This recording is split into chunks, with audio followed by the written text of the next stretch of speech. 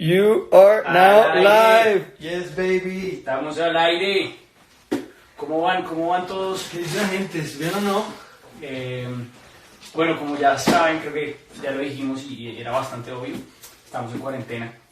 Y Pasándola rico. es una gran oportunidad para hacer esto. Creo que hacía rato tenía ganas de hacer esto y sobre todo con esto que vamos a hablar, que es A la orilla de la luz, el libro del Moncho, libro de Simón, que ojalá sea la primera de muchas entrevistas. 100%, pues que les voy a contar un dato que ustedes no saben. Y es que Juan Pablo Villamil, acá presente, es un gran entrevistador. Como que hablamos, no, pilas, ahorita estábamos hablando un poco como de lo que vamos a hablar y todo, y Papo me empezó como a contar lo que me quería preguntar sobre el libro.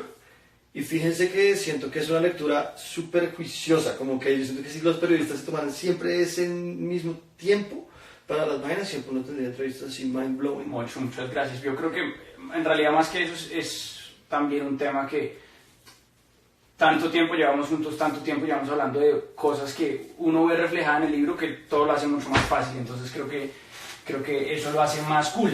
Claro, Si total, te sí, parece porque tú bien, conoces el proceso. si te parece bien, empecemos una vez. Donde tú quieras. Entonces, A la orilla de la luz es el primer libro de Simón, que obviamente está cargado de una influencia de realismo mágico, de fantasía, de mitología colombiana.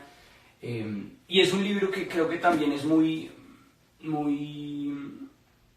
típico, en el sentido en que hace alusión a muchísimas cosas que de no ser colombiano y bogotano particularmente es difícil de entender y uno se pierde muchas Sí, cosas. por completo. Yo siento que eso es una cosa que, por eso una de las personas que estaba como leyendo mi libro fuerte no era colombiano. Ajá. Como para tratar de como de lograr ese equilibrio, porque siento que si bien hay un montón de cosas súper típicas, que siento que era la idea, siento que ninguna está en el aire. Sí. O me gusta pensar que ninguna está en el aire, a lo mejor algunas me pasó, pero como que todas, además de ser algo típico, como que cumplen un papel que digamos que hace que no sea gratuito que estén ahí, ¿sabes? Que no sea como, no, es que esto también pasa en Bogotá, y si no estás en Bogotá, pues, ¿no entendiste? Claro. Y de hecho, empecemos por ahí porque ahorita lo estábamos hablando y es como esa gente que te ayudó en el proceso de edición, de, digamos que corroborar qué creías que podía funcionar y qué no. ¿Cómo fue eso? ¿Con quiénes estuviste? Pues mira, yo creo que hubo como 3 lectores principales y luego hubo como un gran círculo de gente a quien yo le mandaba el libro y recibía comentarios. Uh-huh. Los 3 lectores son Ricardo Dávila, que es un amigo de la universidad y es un escritor de teatro así monstruo, o sea, La Casa de Atrás se llama su grupo de teatro y es así, unas cosas, son muy buenos. Entonces tuve la suerte de que Ricardo me ayudara. Luego está Laura Vargas, que tú la conoces, es Sí. mi mejor amiga de toda la vida, o sea, esos que son como literalmente hermanos, además tenemos el mismo apellido, entonces no se van a confundir. Y tercero, Pablo Calazo, que es el cuñado de Natalia, y él es director en Televisa y es un crack, digamos que él es el argentino, que te digo que me ayudó muchísimo. Y creo que para mí eso es como el gran aprendizaje de haber escrito el libro, porque yo siento que hay producto de aprendizaje y para mí fue eso, aprender a hacer edición, a dictar o intentarlo. Que además yo creo que es una cosa muy bonita porque este libro está muy cargado de Simón, de lo que realmente es Simón, ¿no? Como de la gente que te rodea, de muchas referencias que a lo mejor también la gente se pierde, como por ejemplo esta cámara que tenemos acá, ¿no? Como que la gente también está inmersa en el libro, pero por ejemplo esta cámara. Háblanos de esa cámara, Simón. A ver, en 2 de los cuentos hay referencia a una cámara Nikon F, que a mí siempre me pareció una cámara muy divertida. No sé si la palabra sea divertida, a mí me parece divertido, pero porque esta era una cámara de reportajes de guerra. Como que era una cámara que primero tenía que soportar que te la llevaras a condiciones súper densas, y 2, que también con esta cámara se tomaron fotos como de un drama humano muy serio, ¿sabes? Como que la guerra es una cosa que yo siento que uno subestima, como que... Sí, y Colombia está muy marcada por la guerra. Por completo. Y yo creo que ese tipo de cosas, como esa memoria colectiva del conflicto armado colombiano, yo siento que está acá un poco por eso, porque es una cámara de guerra y me parece que es bonita, y además cuando las cosas las hacían para durar, pues todavía están acá. Claro. Pero siento que también está en el libro, todo como toda esta carga, siento que hay que saber usarla. Pues. Y que además este elemento creo que abre paso también a hablar de una cosa que bueno, creo que es bastante obvio, pero creo que Simón lo aborda de varias maneras y es cómo se entrelazan los cuentos, un poco, ¿no? Creo que hay elementos recurrentes, hay digamos que personajes que se cruzan en cuentos, bueno, en algunos cuentos, hay por ejemplo la cámara también, pero también, y te lo comentaba ahorita, creo que más allá de eso hay otros cuentos que también se relacionan un poco, a ver, no sé si fue consciente o inconsciente, pero un poco más desde las ilustraciones y que no sé si a lo mejor eso da como la idea de que algo en común tienen esos cuentos también, ¿no? 100%. De hecho, como que tú ahorita estamos hablando de justo dos ilustraciones que son la de Ombligo y la de Mis amigos. Que, digamos que para mí una de las cosas con las que yo quería jugar, y creo que es una como las grandes influencias de todas las cosas japonesas que me he metido en la cabeza desde pequeño, es como la idea de este mundo paralelo, ¿sabes? Como que el plano de la realidad y como el plano de la fantasía, entre comillas. Pero siento que hay formas distintas de tratarlo, ¿sabes? Como que si tú estás en el plano de la fantasía, estás escribiendo fantasía. Si estás en el plano de la realidad, estás escribiendo, pues, ficción, realismo. Y si estás en la mitad, ya hay un montón, digamos que de matices. Puedes estar en el realismo mágico, que es como ese punto en la mitad, ¿sabes? Como que puedes estar un poquito más abajo de la realidad, que es como el realismo alterado, ¿sabes? Sí. Que es como cositas que pasan, aunque no necesariamente son puramente mágicas. Y yo creo que esta idea del mundo paralelo fue lo que yo traté de retratar en estas ilustraciones. Si te fijas, todas son... Es que no sé... A ver, busquemos alguna para que la gente vea. Ahí están mis amigos. Ahí está. Sí, pues es una... O sea, es la misma imagen y está movida. Claro, como superpuesta, ¿no? Exacto. Entonces, como que para mí eso era una de las cosas que ahí sí conscientemente quería mostrar. Era como la idea de que en ese cuento a lo mejor hay un salto fuerte. Y esto es Ombligo, por ejemplo, también, ¿no? Sí. Que hay un salto fuerte entre planos. Ok, chévere. Hablamos ahorita, bueno, hablando de las ilustraciones y de cuentos que se relacionan entre sí. Hay dos que se relacionan y que una ilustración en particular me llama la atención. Y son Mis amigos también y Axila Matutina. Axila Matutina, y se lo comentaba a Simón ahorita, que no sé por dónde está. Más adelante está. Axila Matutina, esa. Es una ilustración que no sé si... A ver si te alcanza a ver desde ahí. A ver, ¿se ven? Suave. A ver, le echamos un acerquismo. Tim, es esta. Bueno, lo que ven abajo, donde dice Axila Matutina... Justo esto.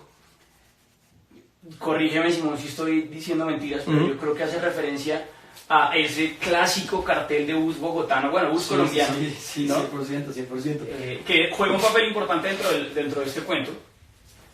Y digamos que es una cosa que, volviendo al tema de los rasgos característicos, que los bogotanos a lo mejor podemos ver un poco más, pues es muy loco, ¿no? Como que somos una generación que ya fuimos los últimos quizá en vivir eso de los buses, la guerra del centavo y demás.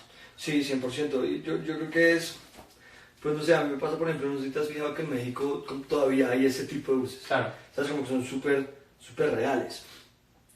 Pero a mí eso siempre me dio un poco de tristeza. Y de hecho, a ver, la historia es, en Bogotá, el Estado, digamos que unificó el sistema de transporte público de buses. Entonces empezó... Lo ha intentado, por lo menos. Lo ha intentado, por lo menos.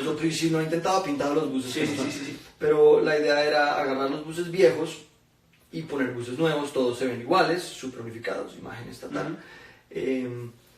Pero es que antes los buses eran un poco como lo que pasa en México, son pintados, como que cada conductor lo decoraba como a él le gustaba. Entonces como que montarse en un bus era un poco entrar en un mundo de cultura popular muy interesante, como que era justo lo que ese conductor le gustaba de ese bus. Pero siendo sinceros también es un poco una desgracia. O sea, ese mundo del bus público pues era complicado, ¿no? No, tiene todo el sentido que un tío lo unificara, ¿no? Exacto. No, pero me refiero más a que con ese comentario iba al hecho de que ese bus y esa atmósfera de el bus Germania que iba a la universidad o lo que fuera, ¿no? Es una atmósfera muy propicia para el cuento. Sí, por completo. O sea, claro, es que esa también es un poco la idea. porque es que yo siento que eso, es que yo no sé si tú alguna, o sea, yo en la universidad me fui muchas veces en bus, muchas veces en bus, y cuando me iba con alguien, que tener una conversación en el bus era súper incómodo, o sea, entre que uno no cabe en la silla, entre que el bus frena y se para entre las paradas, la gente que se monta, exacto, todo, ¿no? El ruido, la música, los olores, todo. Que literal, o sea, es el título del cuento, ¿sabes? Sí, no, total, más claro no puede ser. Y hablaba también con Simón de que está cargado de colombianismos, al punto que no sé si fue tan así, pero la escogencia de los nombres, Ricardo, Jairo, hay un montón de nombres, ¿no? que también son muy colombianos y que yo creo que a la larga también ambientan muy bien el libro.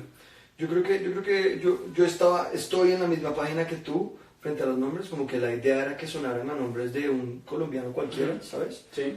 Pues fíjate que me pasó una cosa extraña y es que yo siento que unos sobreestimamos el nivel de exclusividad. Jairo es uno que no ha sido fácil encontrar en otros países, pero creo que el resto son más internacionales de lo que creíamos. Sí, por lo menos de Latinoamérica, que siento que además eso me gusta un montón, porque yo siento que por lo menos habiendo estado un montón de tiempo en Ciudad de México, como que yo siento que la vida de la capital latinoamericana es relativamente parecida. Ya. Entonces al mismo tiempo siento que al hablar de Bogotá le estoy hablando a un montón de personas que puede que no conozcan Bogotá, pero digamos que conocen algún sentimiento esas dinámicas de la calle, digamos que creo que realmente Ecuador, Colombia, Venezuela, un poco Perú, ¿sabes? Como Centroamérica con certeza, México, yo creo que el Cono Sur a lo mejor tiene otras cositas, pero digamos que por lo menos esa parte, siento que sé que le estoy hablando, ¿no? Porque lo he hablado con gente de distintos países y siento que eso me ha parecido bonito, como que por más de que no entiendan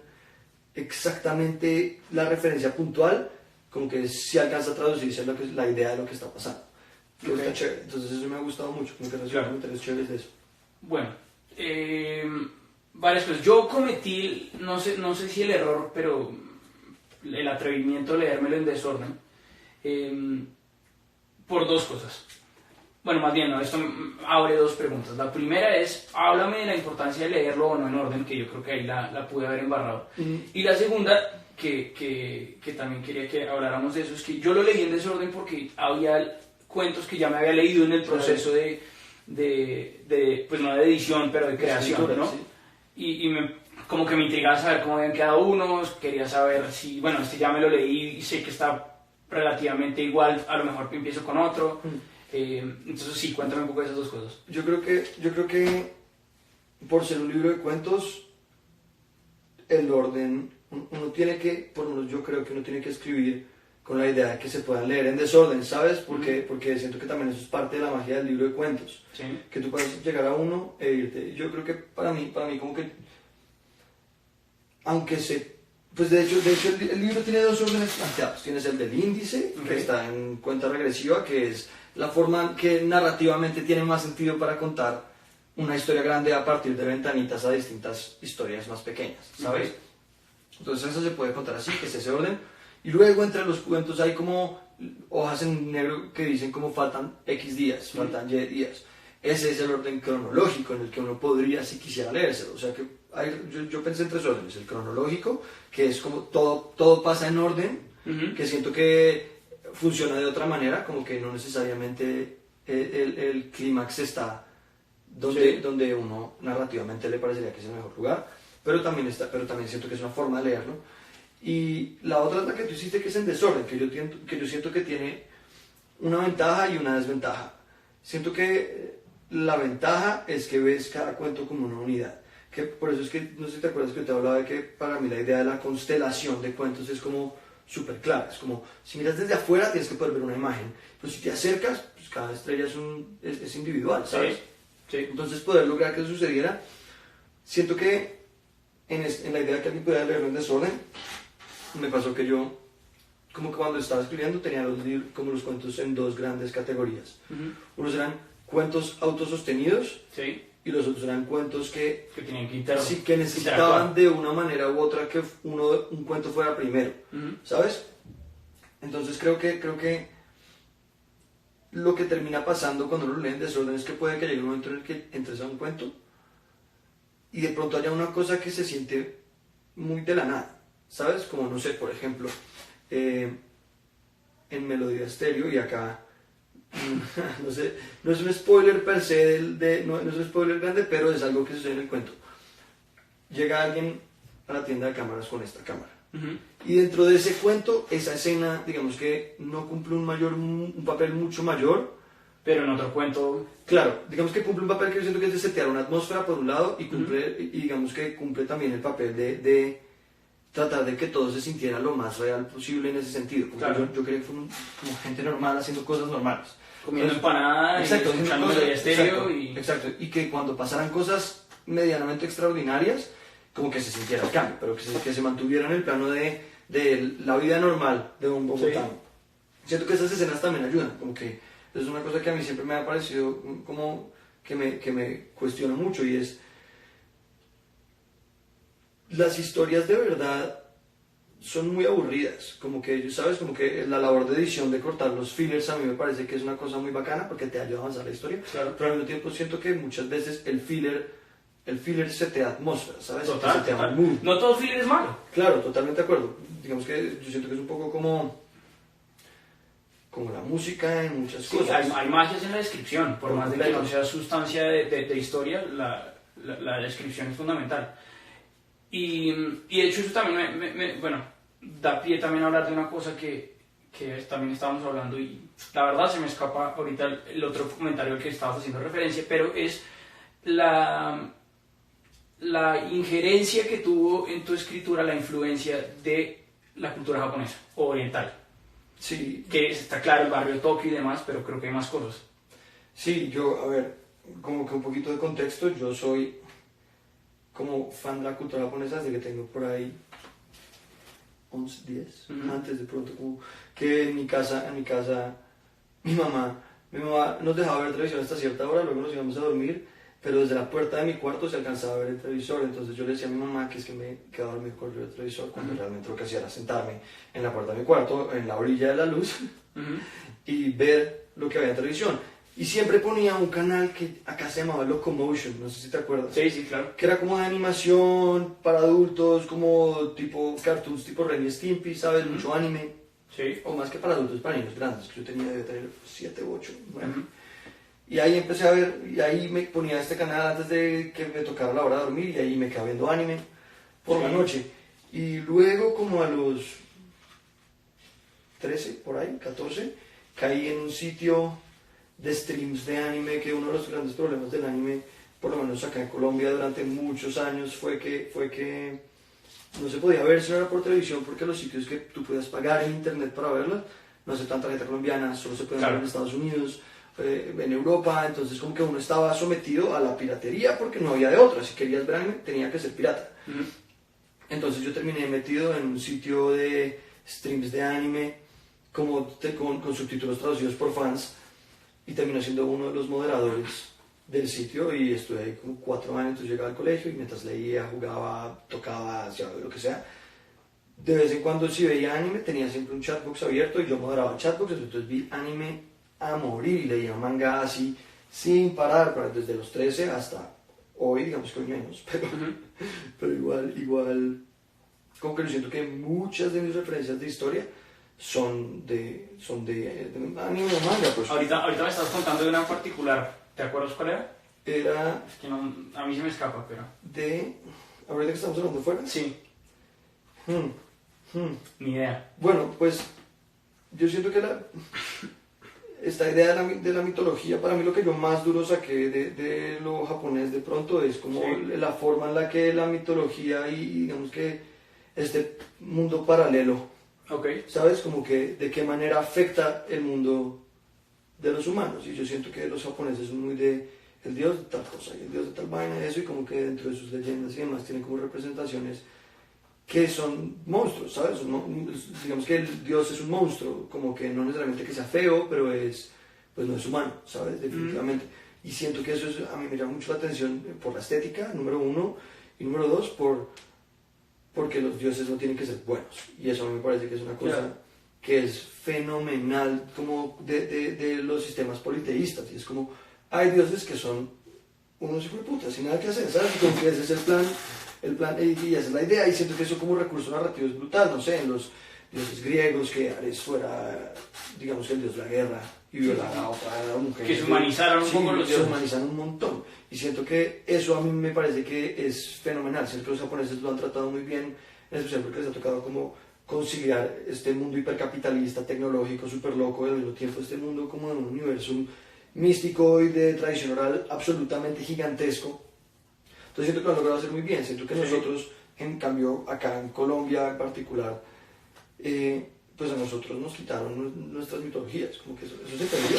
Y a propósito de eso, te iba a preguntar, ¿hasta qué punto algo tiene que ver el hecho de que salgan los dioses del río Bogotá con un poco con Bochica y Bachué No, súper sí, o sea, es parte de, o sea, es una cosa que me parece una coincidencia. Háblales un poquito para los que no sepan quién es Bochica y Bachué y demás. Ok, Bochica y Bachué son como dos de las grandes deidades muiscas, que son los indígenas que estaban en la región de Bogotá y alrededores antes de que llegaran los españoles.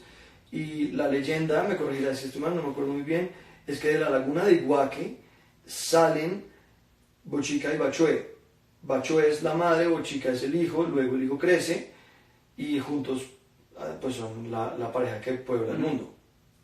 Son los detalles. Tengo entendido que es más o menos así. Pero digamos que son dioses de los primigenios, como de los de la creación, de los mitos cosmogónicos de acá. Y justo en Japón, digamos que los ríos también cumplen un papel súper importante. Digamos que hay un montón de seres que salen del río, que viven en el río, como que... Siento que si alguien alguna vez ha visto una película como El viaje de Chihiro, por ejemplo, como que te muestra muy bien, digamos que esta idea como mística del agua y demás, y que yo siento que narrativamente es interesante y digamos que estéticamente a mí me gusta mucho, me llama mucho la atención. Y a mí yo siento que, como te decía, nosotros no tenemos mitologías acá. No es como en México, que digamos que el tema azteca y maya como que se siente mucho y es muy reconocido. Sí, total. Acá nos no. falta sentido de pertenencia en ese sentido. Sí, total. Yo siento pero también sabes qué pasa, que es que siento que es difícil, como que es difícil sentir presentes a los muiscas hoy acá. Claro.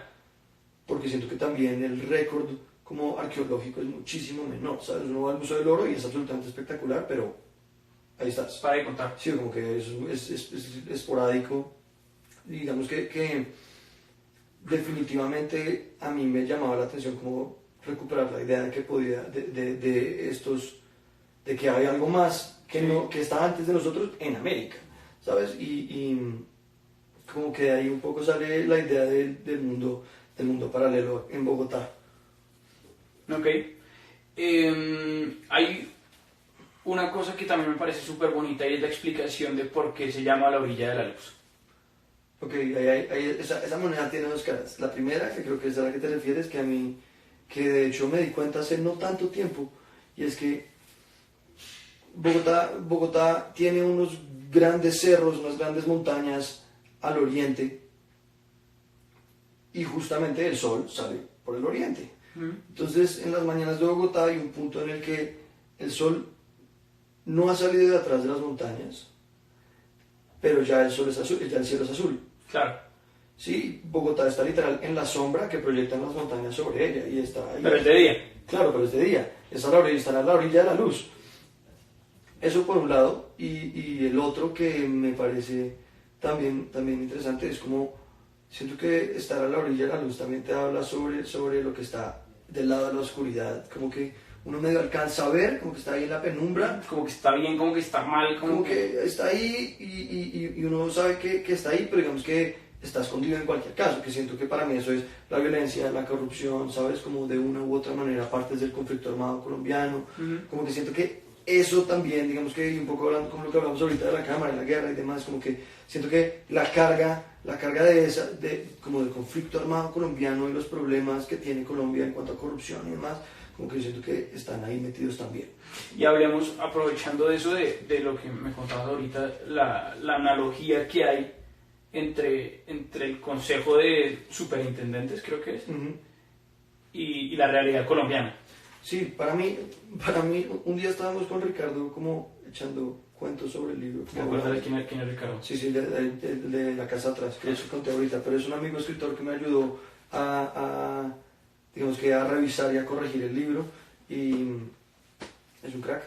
Y el tipo, estábamos hablando de cómo uno primero debería escribir y luego debería analizar. Uh-huh. Y nos dimos cuenta de que había una coincidencia afortunada o desafortunada tal vez entre la palabra paranormal y la palabra paramilitar, y es que comparten raíz, ¿sabes? Y ambos hablan de lo paralelo, de ese otro mundo que, ¿sabes? Que tú no puedes ver, que está literal escondido entre las montañas acá en Colombia, ¿sabes? Y siento que poder agarrarme de esa idea de lo paramilitar y lograrlo meter de una manera mucho más sutil, obviamente, pero siento que igual fuerte como dentro del libro, me llama mucho la atención porque siento que además es un tema difícil de tratar. Por ejemplo, no sé, Sí. hay un par de cuentos que hablan como explícitamente de como catástrofes del conflicto armado colombiano, como lo son los falsos positivos, Claro. ¿sabes? O lo son las desapariciones,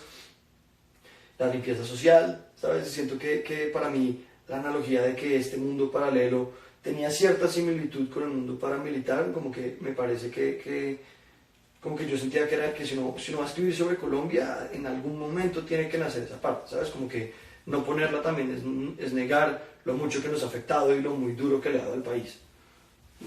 Mucho, pues muchas gracias. Creo que ha sido mucho más de lo que creo que la gente pensaba que había en este libro. Entonces me parece muy cool. ¿Hay algo más que quieras decir a la gente? ¿Para cuándo el segundo libro? No, marica, el segundo, pues siento que tengo una gran idea ahorita para escribir un segundo libro que no les voy a contar, pero... Ok. Pero Pero ¿y sabes qué? ¿Va a ser novela? ¿Va a ser cuentos también? No, yo siento que ahí hay una cosa que uno, o pues a mí me pasa, y es que yo siento que por alguna razón la gente piensa que el cuento es la preparación a la novela, ¿sabes? Ok. Siento que yo no sé si, o sea, como que podría estar tranquilo no escribiendo novelas por ahora, Sí. ¿sabes? Como que a mí me gusta mucho el formato de cuento, como Sí. siento que es como una canción, es impacto. O sea, no, pues, tienes que agarrar a la Sí, persona en las tienes primeras 30 5 páginas, para... porque si no lo agarras en las primeras 5 páginas, te jodiste. Como que hay novelas que se dan el lujo de no hacer eso, y yo siento que eso es como que es distinto, es otra forma narrativa. Siento que esto permite otro tipo de experimentación, ¿sabes? Como que siento que, no sé, a mí yo soy muy fan de los cuentos desde que soy muy pequeño, Sí. y es como el formato que me gusta. O sea, a mí me gusta mucho leer cuentos y me gusta mucho escribirlo. Como que creo que lo más largo que me llama la atención escribir por ahora, a lo mejor son como noveletas, como novelas breves. Sí. Que siento que ahí, digamos, hubo un par de cuentos que en algún punto estuvieron en ese punto largo, de ser, ok. en ese largo, pero definitivamente creo que por ahora voy a intentar mantenerme todo el cuento. Siento que quiero experimentar más en ese formato. Pues así que nada, muchas gracias. No, mi perro se ve el entrevistador. Y que nada, ya saben, A la orilla de la luz de Simón Vargas, está brutal. Léanselo en estos días, aprovechen, quédense en casa y lean. Y nada, les mandamos un abrazo. Diviértanse, pásenla rico, quédense en su casa, no salgan. Cuiden a su familia, a sus amigos. Besos. ¿Estamos? End. Y este momento incómodo en el que nos ha acabado, porque se acabó. Sí, hay